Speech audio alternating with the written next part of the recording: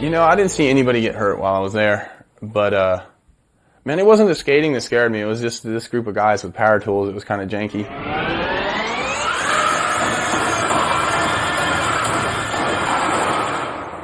I got a call from Paul Sheik and just told me about this book project that he had. Basically the book is titled Diptych, which is two images juxtapositioned next to each other. And so the concept of the book is to flip through the top of the book and the bottom of the book to make up two separate books. And basically he came up to me and was like, hey, I want to get skaters involved, I want you to be involved.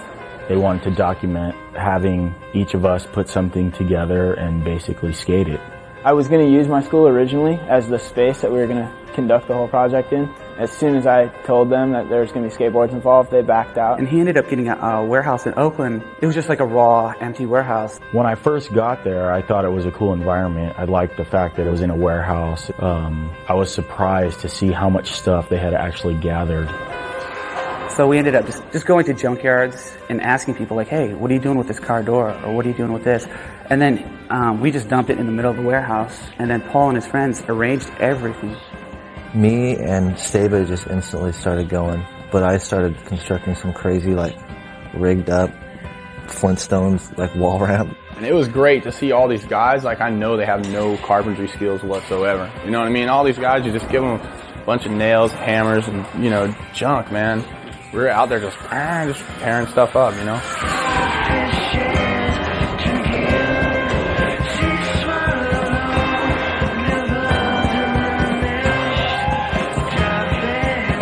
He wanted each person to take what was in the room and build an obstacle for themselves.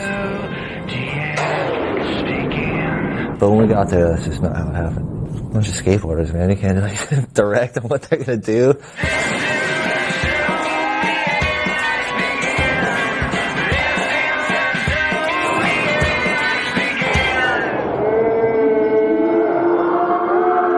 You know, we sent the proposals out to people, and he's like, is Mark Gonzalez going to show up? And I was like, you know what? He could show up. He could not show up. I go, Mark just does what he does, you know? And I was like, if he shows up, it will be like the most amazing thing in the world.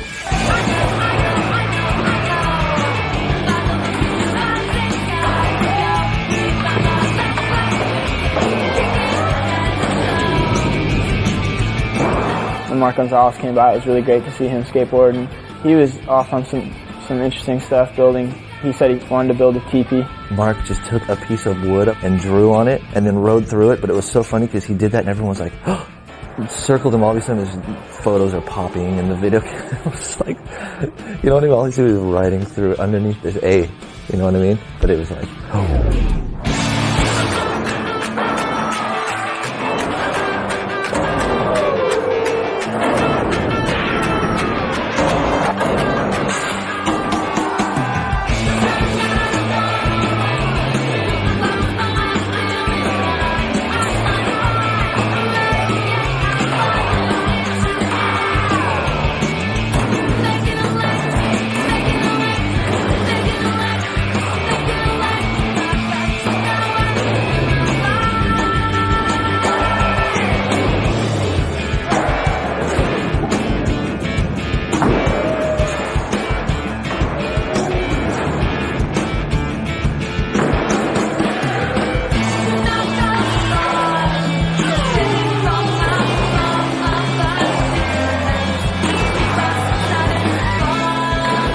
It was really fun to see things come together, and like some things that were obviously really memorable were Scott Bourne and Jason Adams working on this corner thing. That was just really inconceivable at the time until Scott actually pulled through the corner.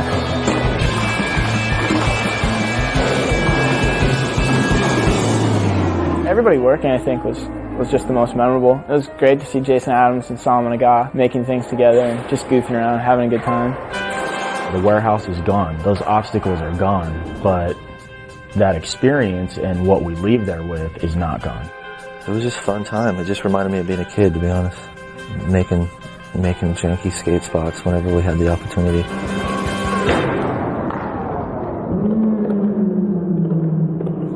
They came to Philadelphia because of Love Park and because of skateboarding in Philadelphia is huge. Philadelphia definitely has one of the biggest scenes in skateboarding, period.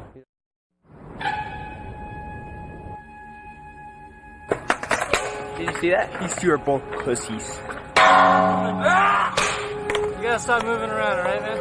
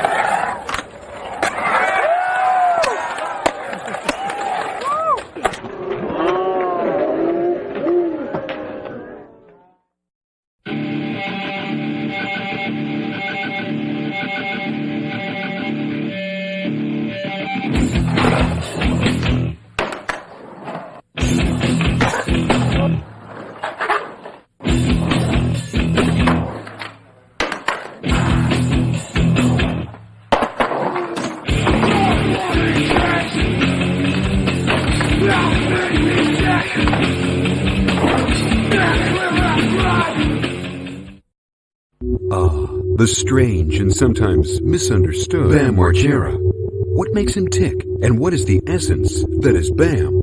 Or can it even be defined? There must be some meaning behind the insanity. Oftentimes we find ourselves asking these very questions, and in the end, we dare not try to rationalize his actions and sit back in childlike glee as we watch his madness unfold.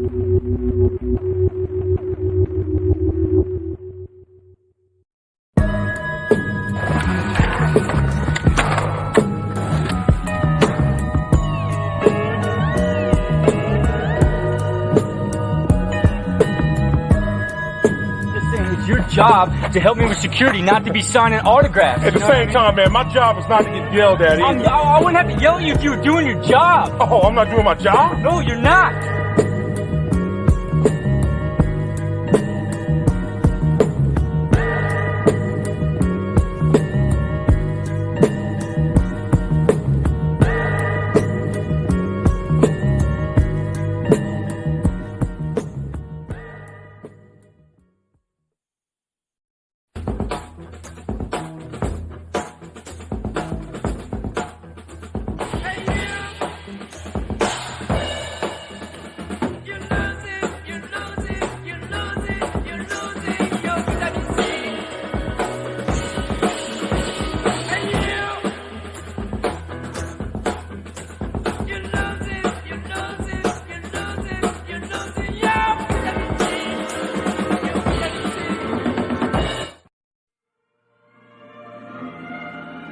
Skateboard Madness really was just a giant experiment at a really interesting crossroads of skateboarding because it documented a lot of aspects of skateboarding that died, and it was just starting to document a lot of aspects of skateboarding that really were going to become standardized.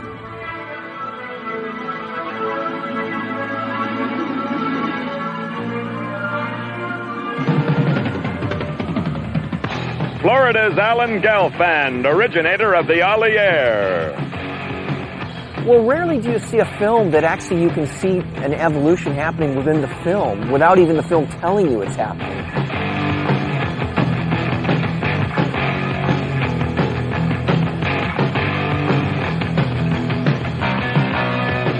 I knew Hal Jepsen because Hal was a really famous surf filmmaker when I was a kid. He made Cosmic Children, he made See For Yourself, and he was a really popular guy back then in the surf film genre. Don't believe it. The theme of Skateboard Madness, I would say, it represented a very heavy soul of the season. I need an esoteric, eclectic, skate zone, safety. I don't know what I need. I need something outrageous. Hal was trying to find the story of that film while he was shooting the film. I want something new, and I want it now. I want something fresh and different. We got competition. And that was really the problem with the film, is the film never was able to get its niche, because every time it would film something new would happen, and Hal kept chasing all these new things. I mean, like any good filmmaker, he wanted to get everything that was new, but it never stopped getting new. It's all over the place. So after a hearty burger breakfast, the guys elect to check out some inner-city skaters at one of the many abandoned swimming pools that pepper the barrios of Los Angeles. It was really good for the kids because, nobody has something to do. They're not on the streets all the time, just, dealing with drugs and stuff like that. Something for them to get into, they can work at.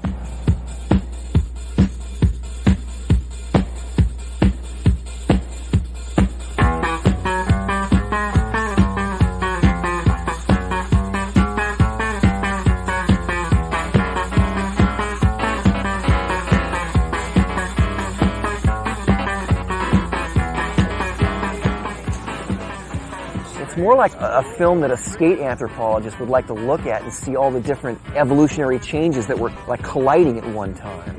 For instance, when we first started skateboarding in pipes, it was the first time we were able to go over vertical.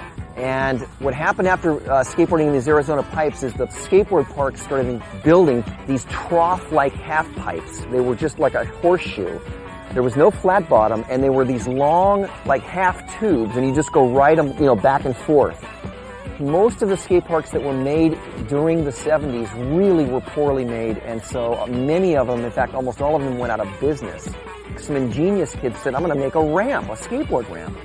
So they started building these half-pipe ramps based on skateboard parks, which were again like these little horseshoe ramps. It wasn't until the 80s that someone realized you have to pull the ramps apart to give them flat bottom and a chance to set up at the bottom for the other side. And then that became the standard ramp. One of the guys that's featured in the film, the skateboarder Kent Senator, his mother and stepfather financed a good portion of this film. And they decided to make this ramp called the Turning Point Ramp, which was this big plastic capsule. What that capsule was, it was a bold experiment. It was a really bold skateboarding experiment to see if guys could get upside down. And in fact, they could, but they didn't get completely upside down. They got angled upside down. But what happened was, skating inside the thing was very hot, and it became extremely repetitive. You could basically do a couple of kick turns and a carve. After a while, you felt like a hamster. Do you know what that capsule ended up being? At the end of the film, I believe it ended up being somebody's greenhouse. So it's back on the road and down the coast for our wayward wanderers. Mellowcat has snapped some great shots, and things are working out rather tastily. Phil Hartman, he had a voice. We used his Gotham voice. I think it works. He even decides to pick up another hitchhiker. There were many, many cooks that worked in this kitchen that made this film. You know, I mean, Craig Stesic was involved, Paul Gross was involved, Hal Jepsen was, the guy the whole time, Julian Pina was involved. All these people came and went. And as a result of it, the film has the look of many directors' fingerprints. Hey, I'm getting older. Oh, wow. What the? I must have passed through the time warp. 60 years plus. I think the value of Skateboard Madness is there's bits and nuggets for people to look back on and go, wow, that's the way people looked back then, that's the way they dressed, that's the kind of boards they rode, that's the kind of wheels they rode, that's the kind of terrain they rode. That's the bonus for looking at something like Skate Madness. It gives you a look into a past time. On almost any weekend, you'll find various madmen perfecting their radical techniques. This guy at La Costa won first prize for best face and body contact.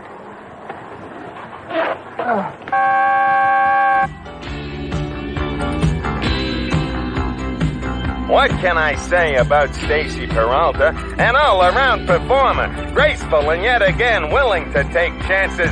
Some say he could be the most natural man on wheels. Others say he could be on goofballs. Who knows? In either case, he is an innovator and a force to be reckoned with in the future.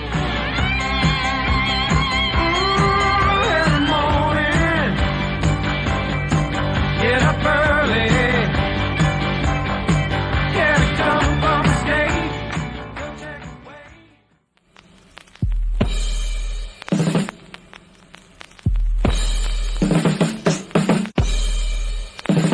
Basically, yeah, I've been kind of planning to come here for a couple years, and had my own secret spots all standing by. I don't know, I honestly don't know how this place isn't blown out. It's so good, and it's I don't know, it's perfect. It was pretty much Diego first, and then we thought of Bulala. It's like some reality show pick out, you are good, you're good, complete different people from each other. And here it's just fresh, and you just kind of show up and you're psyched on the spot, and that's it.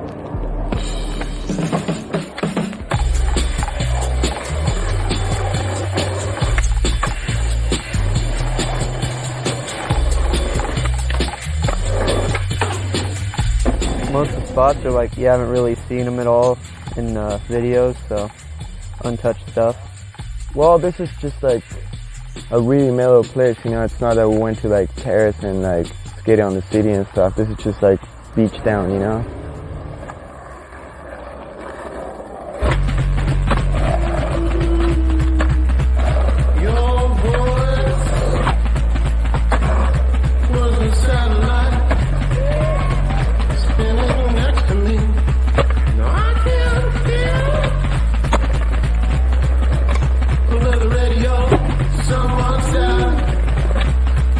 Satellite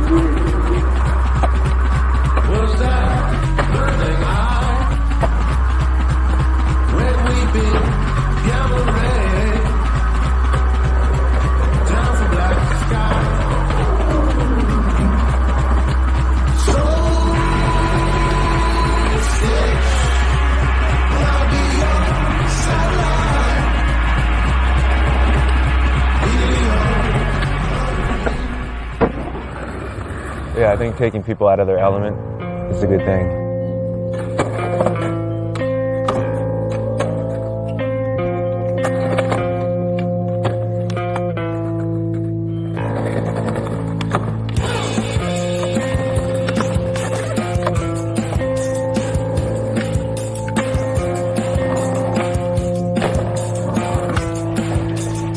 Good set of stairs. It was kind of weird because right before you go up to snap, it kind of goes uphill a little bit, so I think that's what happened to Diego. So I woke up, I had 4 coffees, went straight to the spot, and I just decided to go to the set of stairs first thing and just destroy my heel.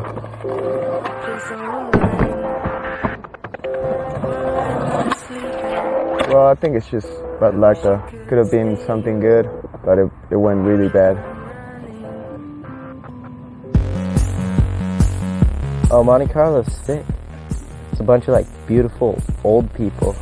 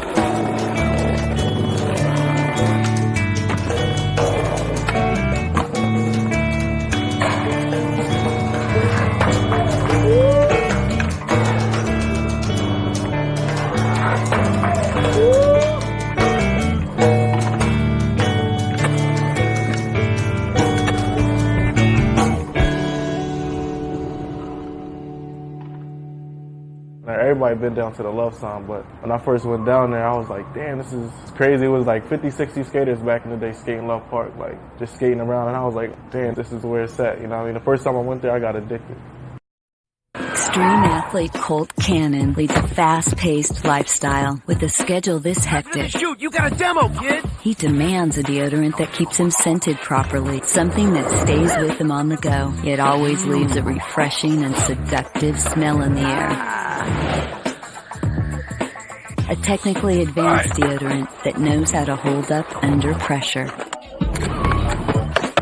Colt Spice, the new topless deodorant by Krugs.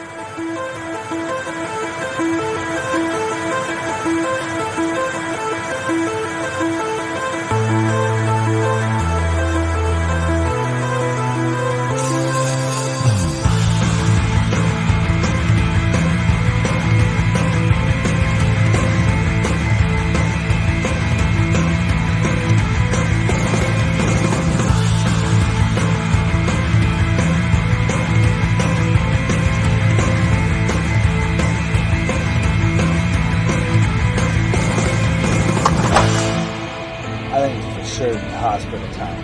Yeah, you might need to just go and get MRI. That's like 15 feet up.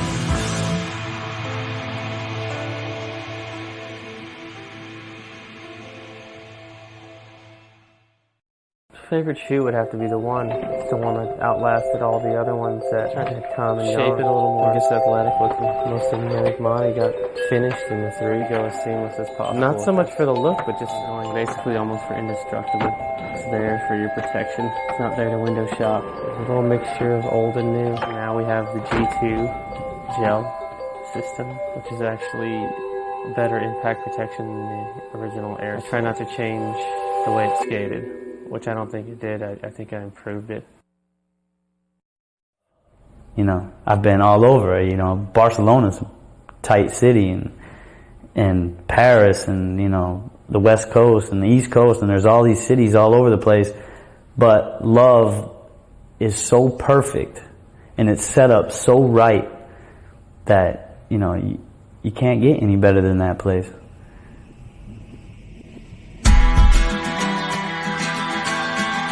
The last days of Love, it was like everybody knew this is it, like it's getting shut down. Yeah, it's just at the end, like everybody just started dive bombing into the fountain left and right, you know, kids just going for the glory.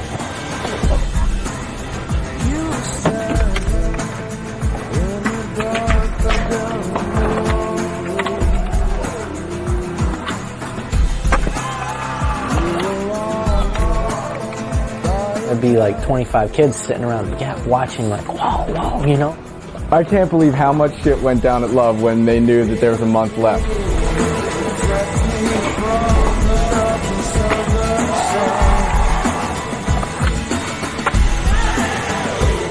I mean, when Populardo switch ollied it, that was before winning switchbacks, so when 80'd it, I was just riding my bike by or something, I don't even know what.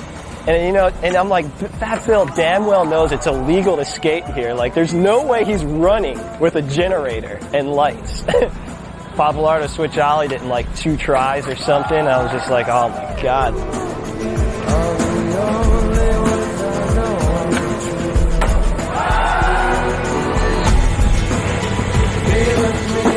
Break this shit down. Let's get out of here. Like, this is a blessing. Like, there isn't a cop driving by, you know what I mean? Like,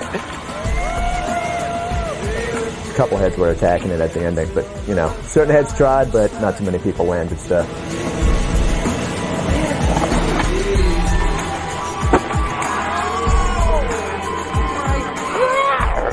Wenning's trying switch heel flips, almost did it, came so close.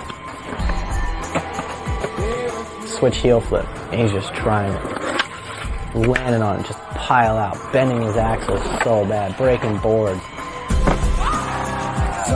Well, I've seen a lot of people try a lot of things into the fountain. that fountain gap has taken out many a people.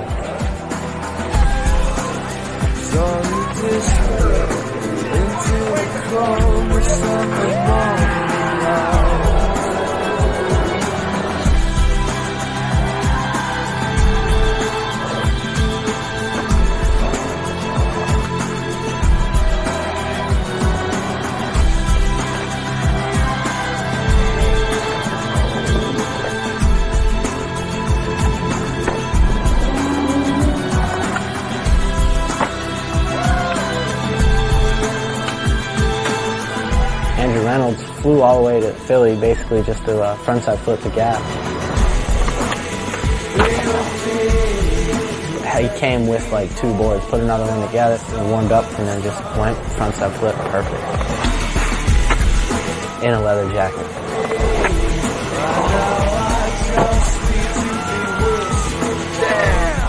And then Chris Cole just waltzes in. You know, like, I knew Chris Cole was good, but to waltz in there and just do the sickest tricks down the love gap in the course of 2 days is amazing. Well done, Chris Cole, man. I was blown away when I saw that. God, one of the most insane things was Jeremy Ray. Frontside 360, I mean, nobody can frontside 360 like he does. And I guess he didn't ride away perfectly clean, but he did it.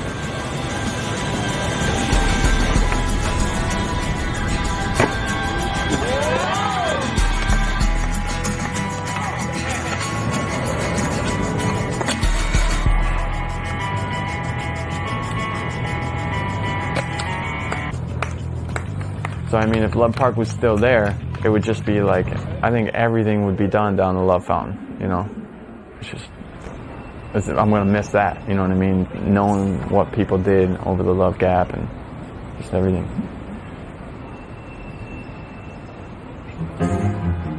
Well, Love Park was a part of the thesis that I did at Cornell in 1932, which was a plan for the future of downtown Philadelphia. I decided to make a park at the downtown end of the parkway. Of course, the actual design of it itself in detail I didn't do. I was then director of the Planning Commission and had many duties. The design itself was done by an architect called Vincent Clayton.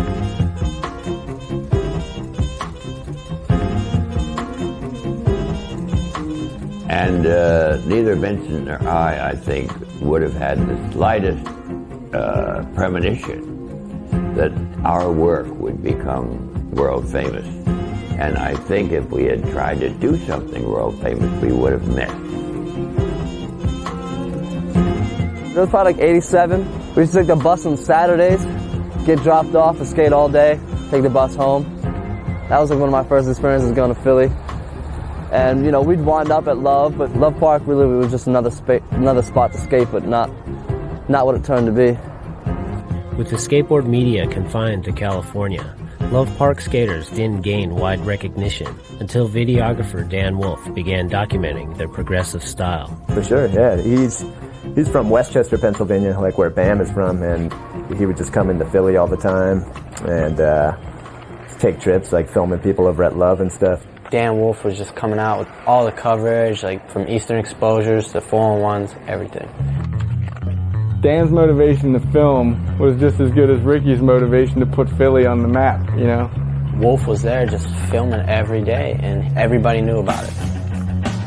You know, he was one of the few people that had that eye to film a certain way and kind of edit things in a more basic way that people would, you know, want to see it.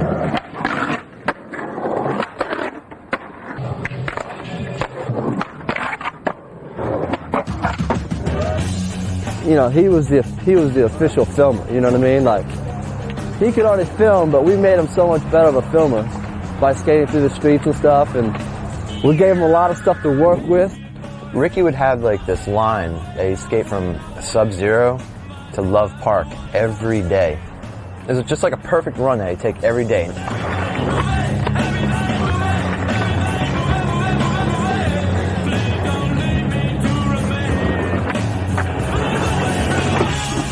And none of us really were like anybody. A lot of California people saw it, and it kind of revamped a lot of people about skating.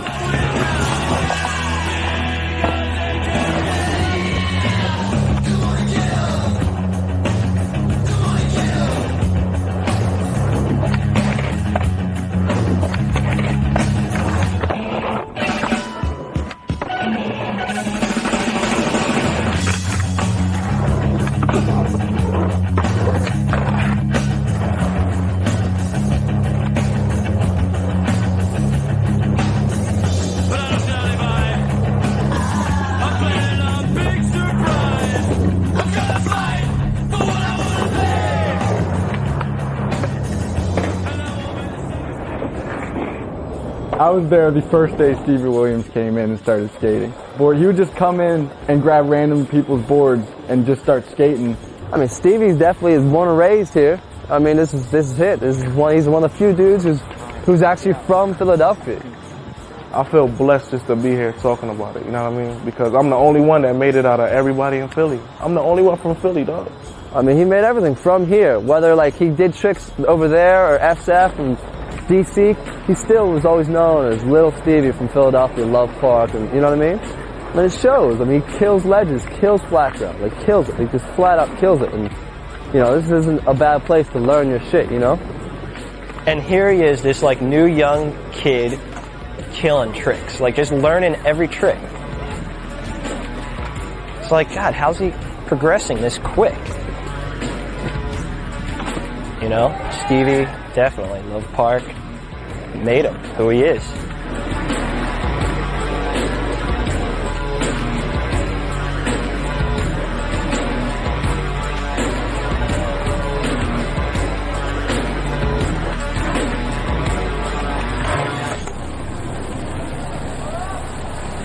And Josh came through and we was all chilling together. You know what I mean? Everybody was chilling together. Like, he was chilling with us. He wasn't chilling with Ricky and Matt and all of them dudes. There was two different crews though, because there was the Ricky crew, which was like Matt Reason and all those guys, and then Stevie and his crew with Jason and Rasul. And you know, when Rick and those guys would go skate a certain spot, they wouldn't invite, you know, the young guys. And when the young guys went to skate a certain spot, they wouldn't invite the older guys. And so there was always this weird little tension.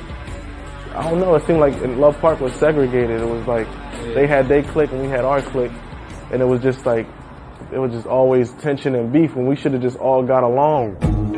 As tensions rose around Love Park, Josh left Philly to pursue his career, while Stevie languished in the crumbling scene and eventually quit skateboarding altogether. You know, when I left Philly, I was back in Michigan for a while. I lived in Dallas for a couple years, lived in San Diego and San Francisco, then Chicago, then from Chicago moved back to Philly.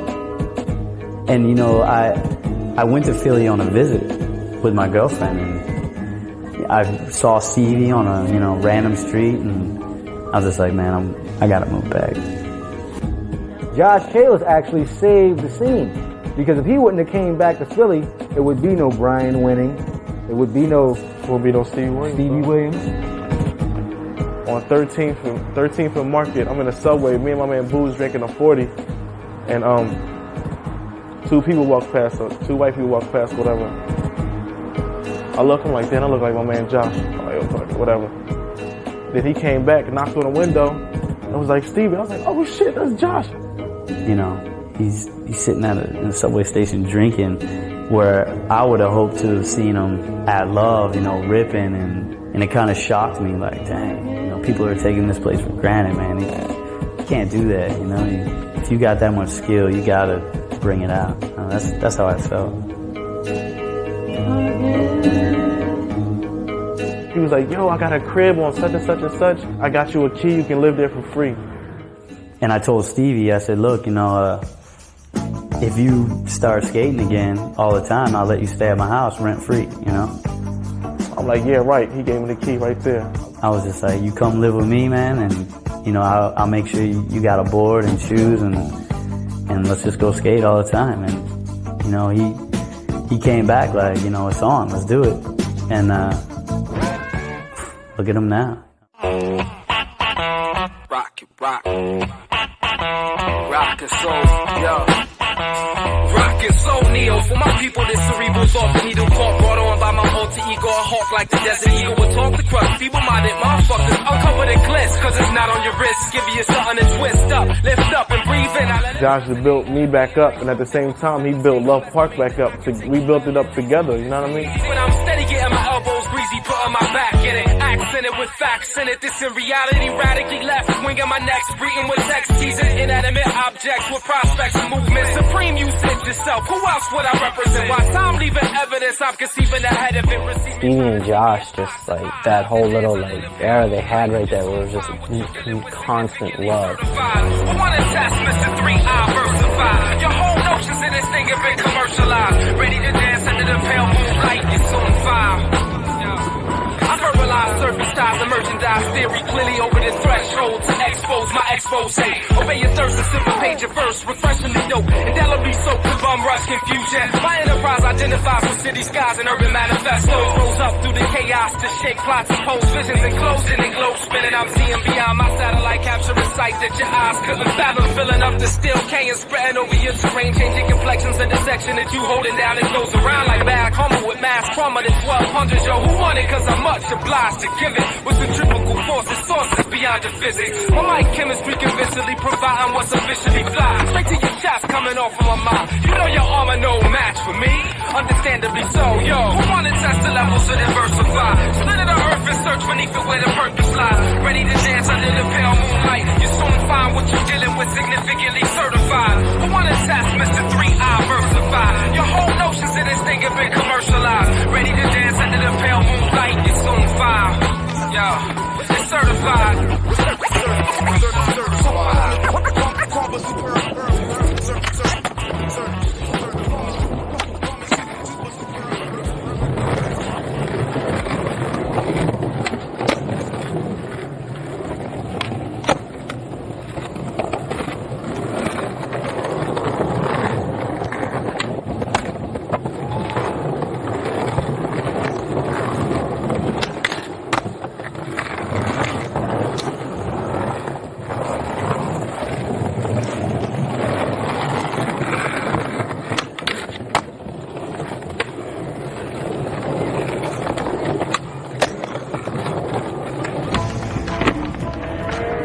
ever since that day, Josh has helped us bring it back. Like, so now it's like so many people coming out of Love. Love had the scene again, you know what I mean? Number 5.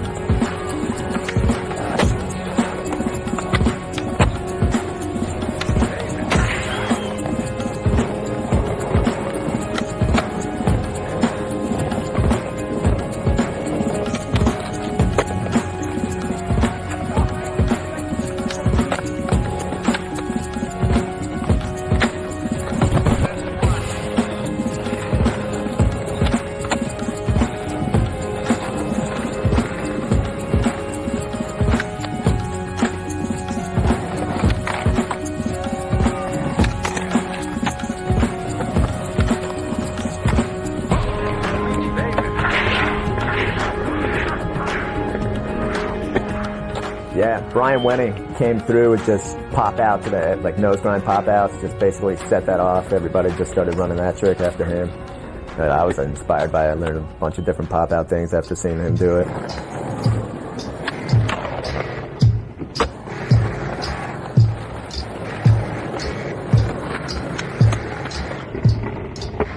Oh, Kalis too. God, I almost forgot to mention Kalis. He ripped the place for sure. Kalis just destroyed the bump to cans for, you know, that's definitely one of his claims to fame.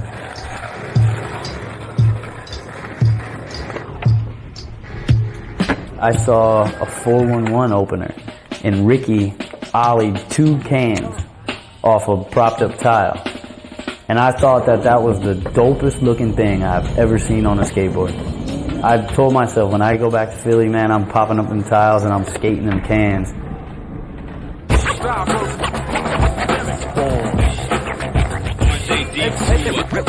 Everything we mix is a classic. Back for got to rap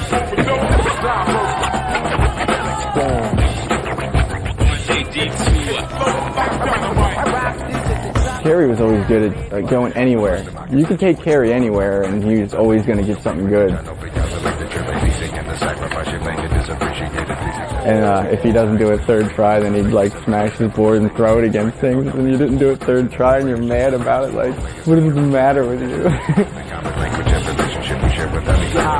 People dilated, noodles violated, shake your brain, stem no face, bends around the A-net. It's in the A.M. one day, plans I stay in the quarters, forfeit nights, away to right away about it, it's a lot to this half circle, we mass, virtue muffin, street cinnamon, I hear the screen, so just dying to see him free, so I read, post position, kind of missing these moments, we just one step from flying, trying to keep that in perspective. Keep it in motion, we flowing, moving in unison, smoking, blowing, the rumors is true, explosive, reloaded and shooting, keep it in motion, we flowing, moving in unison, smoking, blowing, the rumors is true, explosive, reloaded and shooting. Check out my observations of this non-prosperous, systemic, they plopperance, imprinted with ominous intent, while followers they calling I'm honestly, to swallow seeds of attaining fruit when baiting boots without a grain of proof that you belong there. That's producing mass illusion, imagine the truth in the world. Recognize what but an instance or immense or off the beat, like to give a damn if I perceive fresh, it's yours to interpret. Diversion and diversified, knowing that trying to circle quiet, personalized working for a time, rather than certified, cause I'm sure it's time to diversify the merchandise. You feel hurt by the merchandise. First of all, I'm working lives I earn it down, but never trying to certify 35 songs, I'm tied up to certified. Only a 30's time to rest, fertilize the first wrong, I'm about to hurt somebody on the customer service line. It's a word of advice for all you hurt to burn.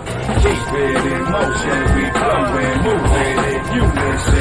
and growing. The rumors is true. Explosive, reloaded and shooting. Keep it in motion, we blowing, moving in unison. And growing. The rumors is true. Explosive, reloaded and shooting. Computer components, equations are elemental like elemental P's and Q's. We stand on our diverse, kicking proverbs, observe, offer these styles to the world like childbirth. We sound search and touchdown wherever the sun tries to uncloud the area west to the bay and back When again. Chi-Town in the bank, in the house, put your mic down, pipe down, RJ, put they lights out. Intermission existing and movement personified uses to transport. We back forth like it's Wimbledon over the net. Riley's probably got your neck breaking, banging holes in the pieces we leave prints. Now we gigantic, but they asking for your backward ass crew get handled like tarantulas. Get thrown over the handlebars while y'all be hanging out inside the village, dressed in camouflage, waiting on Santa Claus to give you parts so y'all can hang with us. Keep it in motion, we blowing, moving in unison. Potent, growing, the rumors is true. Explosive, reloaded and shooting. The scene definitely got too hot. You know, people started noticing the ledges are getting destroyed and people are getting like ran into, like walking home from work. And, you know, at a time there was like too many people there. Everybody was going there and then they outlawed it. So then you couldn't skate there no more. See a cop, run. Cops would come in like a different way every time.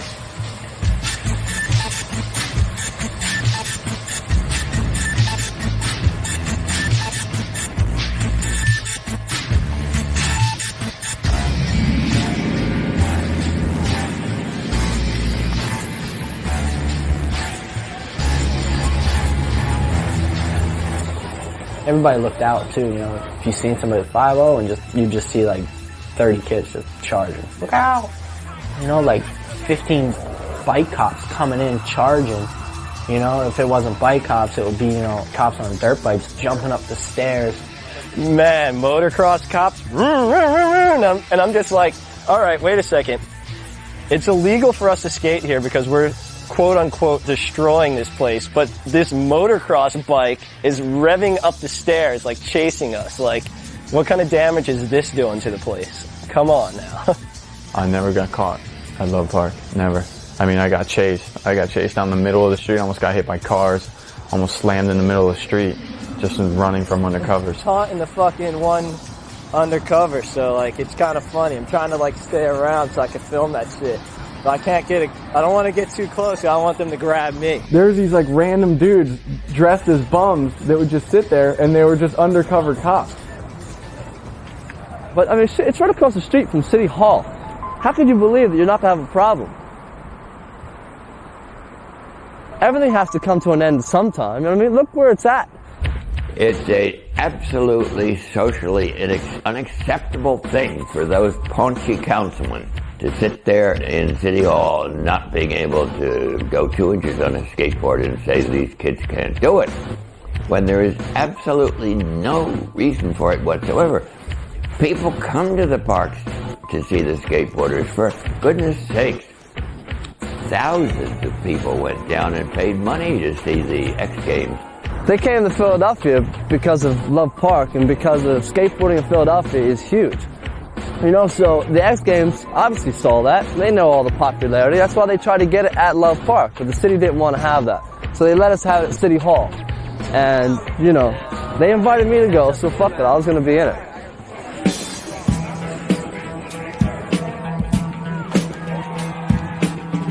It was fun for me because I know a lot of kids in this whole area wanted to come see that. And that was the fun part of that, and you can kind of overlook those other things.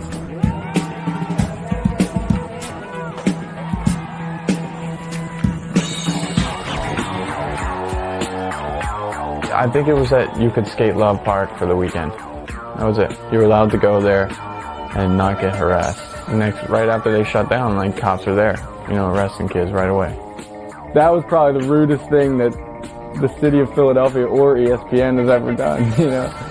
There's all these dudes skating it, and everybody's cool with it, like, yeah, woohoo, like, even the mayor's like, yeah, and then as soon as everybody leaves, it's like, you're scratching up the ledges and this, that, and the other thing. It's like, yesterday, ESPN was scratching it up and you were clapping, you know.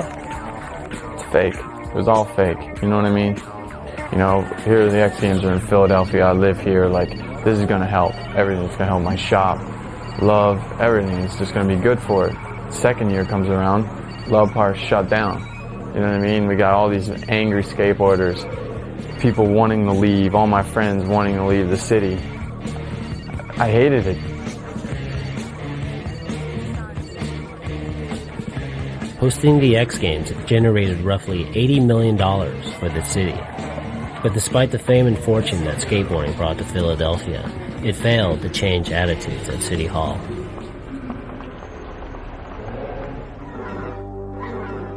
I think it's April 26th is when it's going to be fenced off and everything. But it just had to be done in order to convince us. So once that day came, it was done. It was just depressing.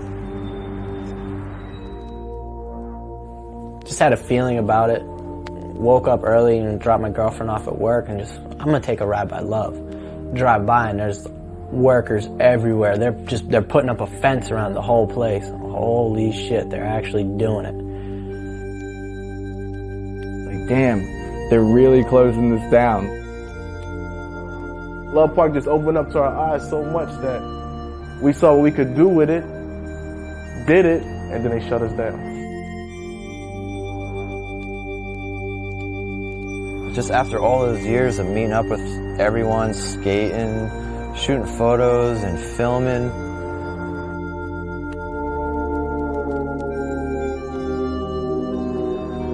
and you just see the park just empty. It's probably like the first time since it's ever open to the public, it was just silent. I didn't come to Love for a while afterwards to see the fence.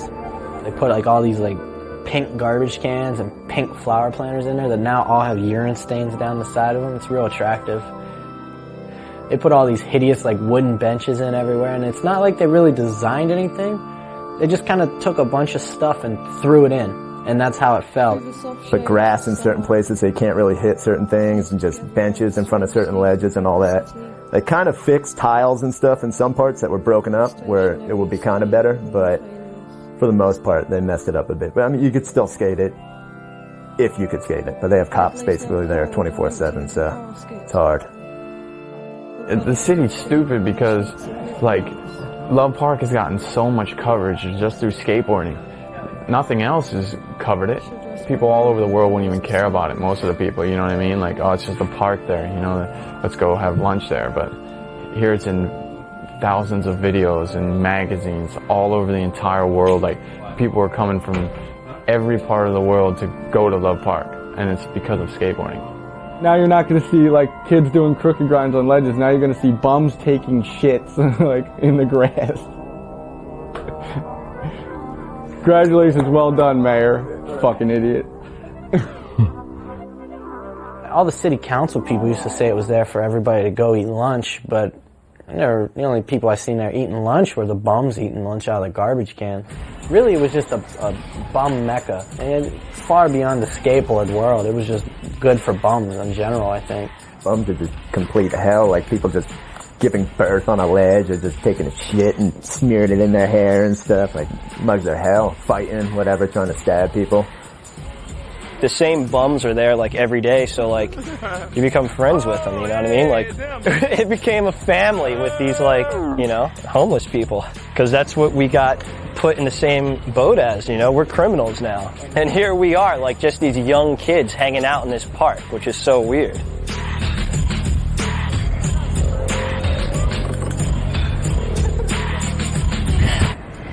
We should be able to do whatever we want here. We made this place. We made this place alive. Honestly, we made this place worth anything. It was just fucking drug dealers. Dudes chilling up there, fighting each other all the time, every day. You know what I mean? Like, that's all it was. We came here and we gave it life. We gave it to where people could walk by and not feel scared, because you got these little scrawny kids on skateboards here next to these fucking big-time drug dealers. If these little kids aren't scared, why should I be scared? I'm a 30-year-old man coming from work. 20 or 30 skateboarders was safer than, 20 or 30 ex-cons. But, skating, sure, I'm sure it's a problem for people, like people trying to walk through, some kid runs into them, but that's rare, that's random. I mean, it's life, stuff like that's gonna happen. But, of course, the amazing thing is that the impulse to skateboard in Love Park is so strong that they still go there.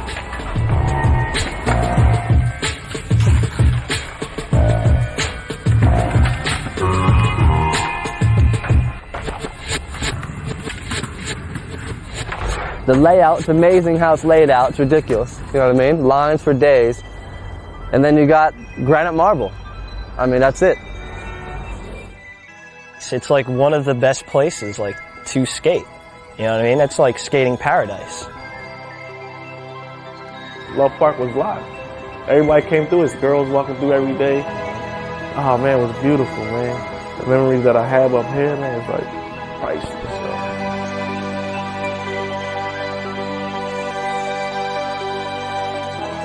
While the fate of Love Park remains uncertain, its place in skate history is unquestioned. To further their cause, skaters and local activists banded together to fight City Hall. Yeah, so politically, skateboarding was attracting a lot more attention in the city, and we were thinking that there's no official voice for skateboarders in the city of Philadelphia. This summer, leaders of the community formed the Skateboard Advocacy Network. Without the Skateboard Advocacy Network and the skateboarders for whom they provide a voice, there would be no movement to free Love Park, and we would not be here today. I would like to introduce Scott Kemp, Director of the Skateboard Advocacy Network.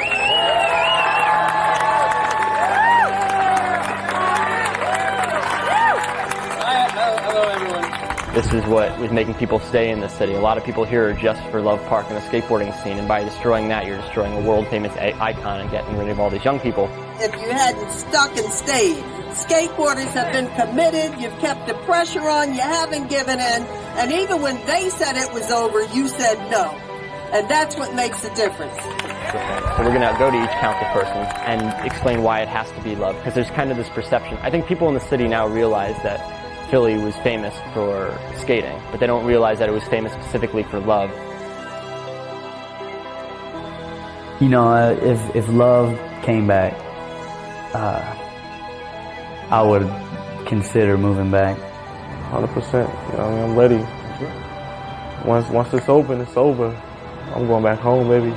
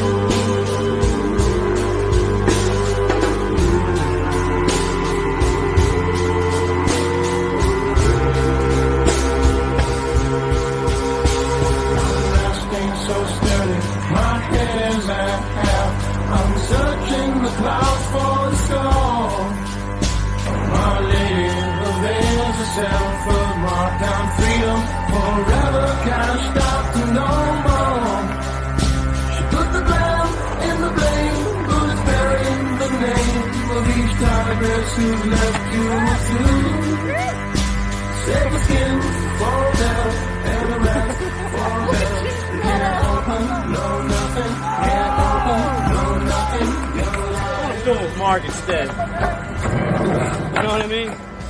Mark feels super good. Oh, don't do that shit. And not everything is fucking broken.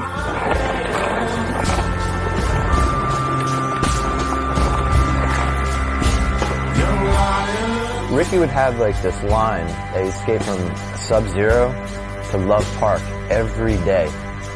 And it's just like the perfect... There goes the Frappuccino. They change batteries. Man, I'm the office. I'm the guy that changed it.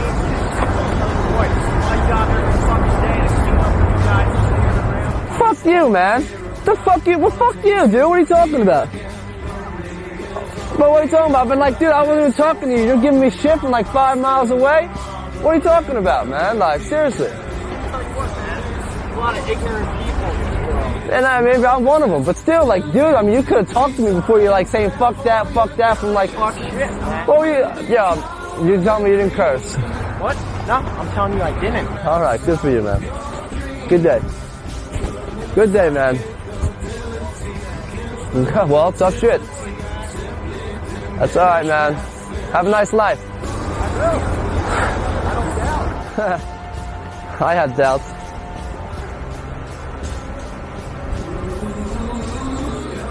But that, that right there is so typical Philadelphia, and honestly, that's why I love it. I mean, who the fuck that guy right there to say anything, you know what I mean? He wasn't flexing, obviously. The dude fucking weighs twice as less than I do.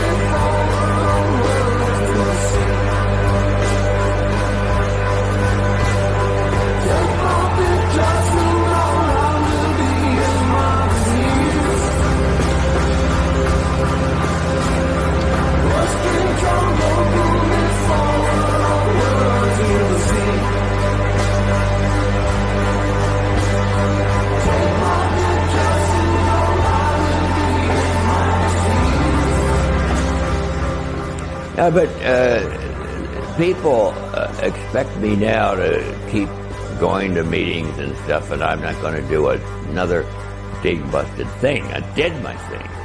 And if it's of any value, you're the people that have to learn how to exploit it.